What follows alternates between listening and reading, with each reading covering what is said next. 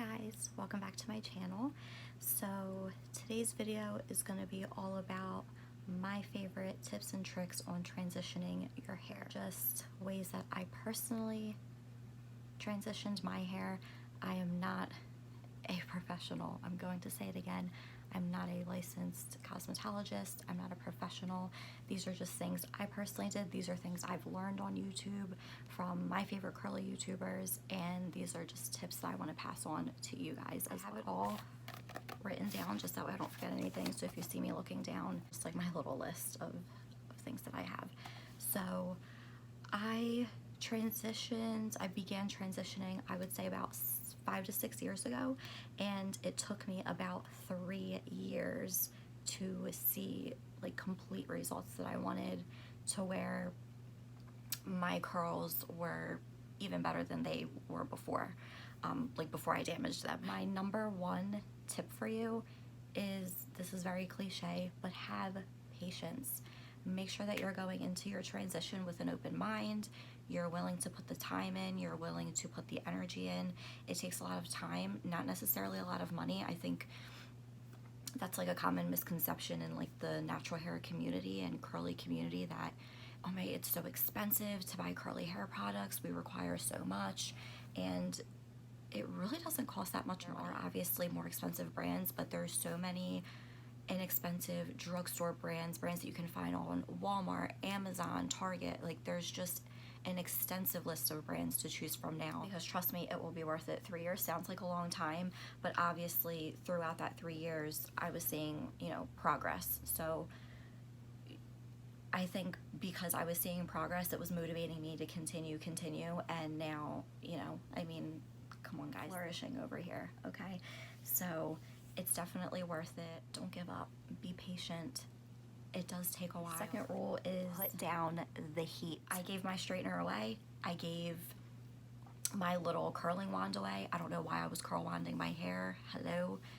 Don't know what I was doing. If you're diffusing, when I was diffusing my hair, like when I first started diffusing, I was diffusing on cool air. I was not diffusing on warm, on hot, nothing.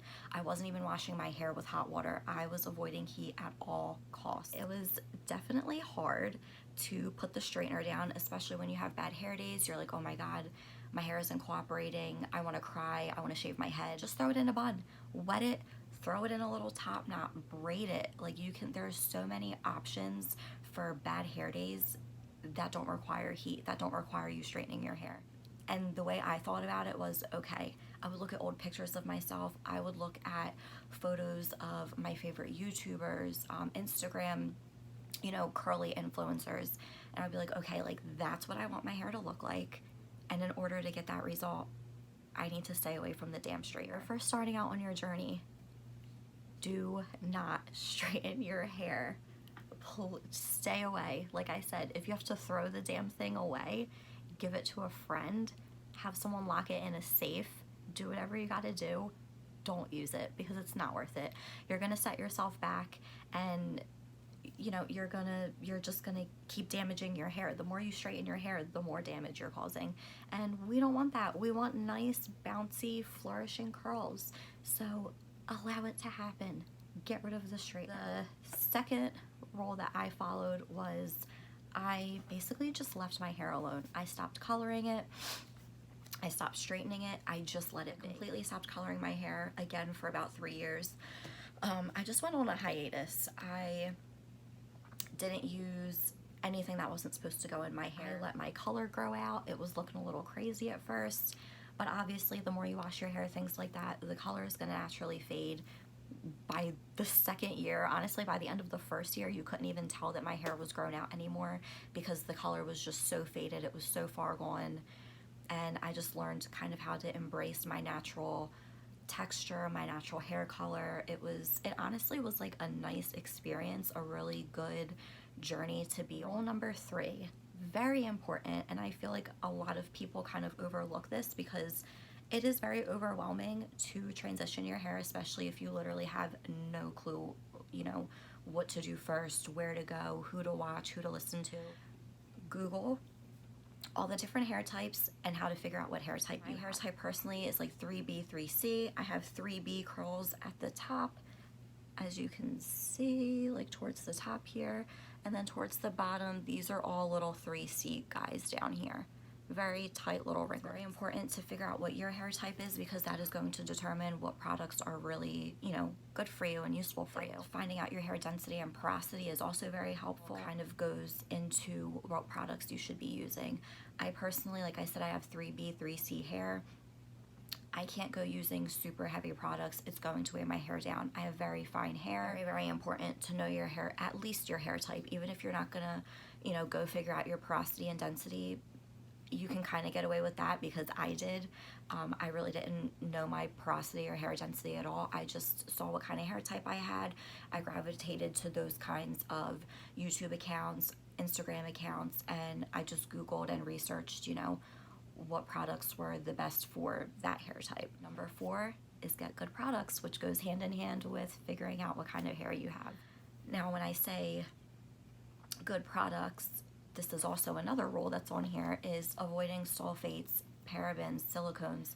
Silicones is kind of like a controversial topic, I feel, in the curly community. A lot of people just completely stay away from them, while other people can get away with using them every so often. I personally, if I want to clarify my hair, I don't mind a silicone shampoo. It's not going to be a cleanser that I use every single week to wash my hair with, because it's going to eventually just strip your hair, and it's going to have a reverse effect, and you're going to cause more damage. I did stay away from sulfates, silicones, parabens, you know, harsh alcohols, all of that good stuff. I will list the alcohols that you should stay away from in the description. Most, if not all, of the products that I use are sulfate, silicone, paraben free.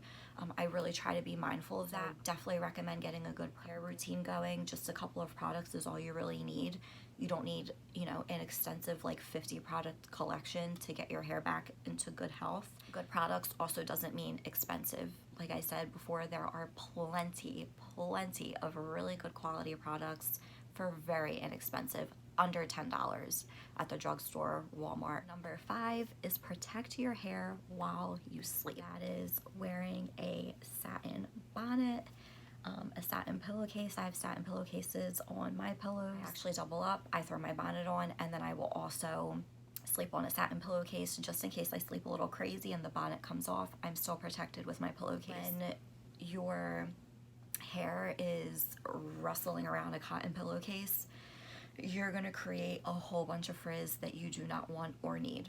You're gonna wake up, your hair is gonna look crazy, and you're going to be causing more damage. It's so much more healthy and not so harsh on your hair for it to just glide around a nice satin, you know, bonnet. As you can see, that did nothing to my hair. Now, if I grab a cotton pillowcase or a different material pillowcase and rub it around my head, I'm gonna create a little bit of frizz, a little fuzz. When I wake up in the morning, my curls are going to look insane. I'm gonna end up having to wash my hair again, and we want to avoid that. That's also another rule. You wanna avoid washing your hair too often, because then you're going to be stripping your hair of all the good natural oils that it has. Curly hair is typically drier than straight hair, because from our scalp down to the ends of our hair, the natural oils in your hair, or the sebum in your hair, it has a whole lot more obstacles to go through than if your hair was just straight down. So our hair is naturally drier, and you don't want to strip it any more than it may already naturally be. Number 6 is actually to avoid wearing your hair up so much. Wearing it up in a pineapple or something is completely fine, but just avoiding really tight hairstyles. When I was transitioning, although I'm not gonna lie, it was kind of embarrassing sometimes to walk around with my hair looking absolutely insane. I wore my hair down a lot because I kind of just wanted to leave it alone, let it be, allow it to do its thing, and so that means I wasn't really wearing my hair up very much at all. When you transition, you're wanting to give your hair the break that it needs. Rule number 8, it's actually my favorite one, might be one of the most important ones, and that is deep condition. Deep condition your hair, please. Once a week, you should be deep conditioning your hair. Once a week, every week. Every wash day I deep condition my hair for 30 minutes. If you leave in your deep conditioner for any longer than 30 minutes, it's actually kind of doing more damage than good, because it's just such a thick conditioner, such a thick product, that it does not need to sit in your hair for that long. You don't need to let it sit in overnight. The deep conditioner in for 30 minutes, rinse it out, style your hair as normal. Deep conditioning is so vital, especially when you're transitioning your hair. It's keeping your hair hydrated. Very important to deep condition. It's going to leave your hair soft, healthy, shiny.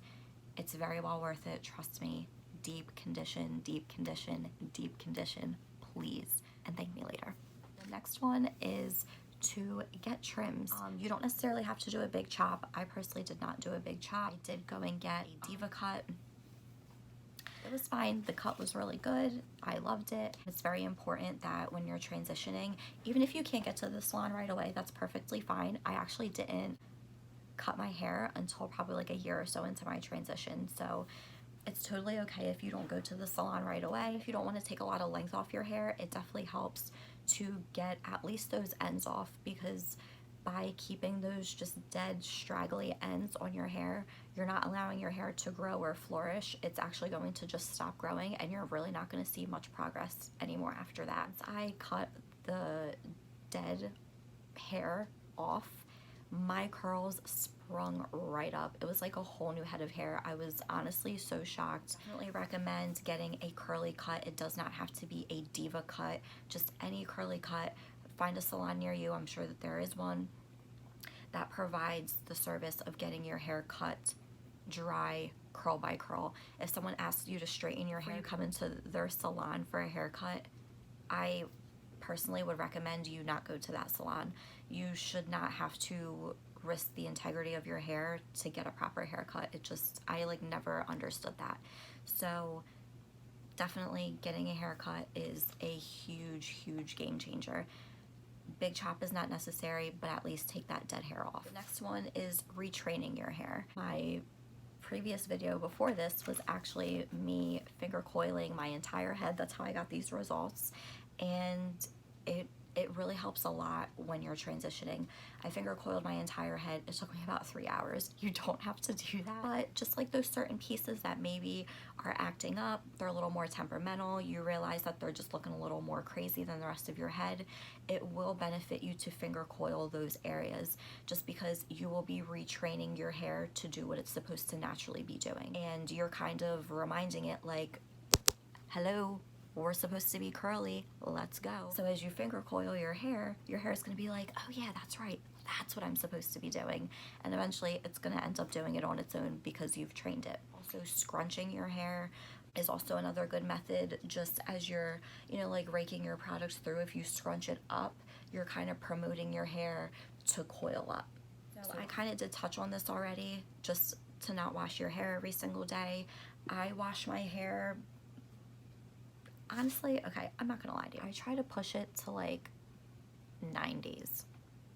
7 to 9 days is a good wash day for me, and that does include a co-wash. If I, decide to co-wash in between, sometimes I can most of the time actually, I get away with just like doing my wash day, and then throughout the week I'll kind of refresh, and then by maybe day 5, 6, 7, I'm bunning it or just like styling it somehow. But that's good enough for me. I'm not asking for a 7-day wash day where like my hair is down all 7 days. It's a little unrealistic, and I'm gonna want to put my hair in a bun eventually anyway. Even if you don't want to go a whole week, or you can't go a whole week without washing your hair, that's fine. But at least just, every couple of days wash your hair. As long as it's not every day you're washing your hair with shampoo, that's good enough. Despite popular belief, it is more damaging to your hair to continuously put water on it. When your hair absorbs too much water, it causes the follicle to stick straight up, and then your hair becomes more porous and it's prone to damage and breakage. Finally, using a cotton t-shirt or microfiber towel to dry your hair when you're out of the shower, rather than using just a regular towel, and you're creating a bunch of unnecessary frizz, breakage, things like that. It's just unnecessary. And also, when you're drying your hair, all I have right here is my bonnet, so I'm just going to use that. If you just scrunch it up and dry it instead of like, we don't want to go like this to our hair. Like if you take the towel and you start rubbing it all over your head, you just get back in the shower and start over. It's too much friction on your hair. Be gentle on your hair, just like you would be gentle on the skin on your face, gentle to the skin on your neck. It's very sensitive. Same thing goes for your hair. Be gentle with it. Ooh, those were all my tips. I hope I didn't forget anything or leave anything out while I'm editing this video. If I did forget something, I'll write it down in the description box. It is packed with info, so anything that I'll either forget to mention, any products that I mentioned throughout all of my videos, things like that, it's always going to be down in the description. So definitely always make sure to check that out. Yeah. That's it. I hope that this was helpful. I hope you enjoyed. Please like, subscribe, you know the drill. And yeah, I'll see you guys in my next video. Bye.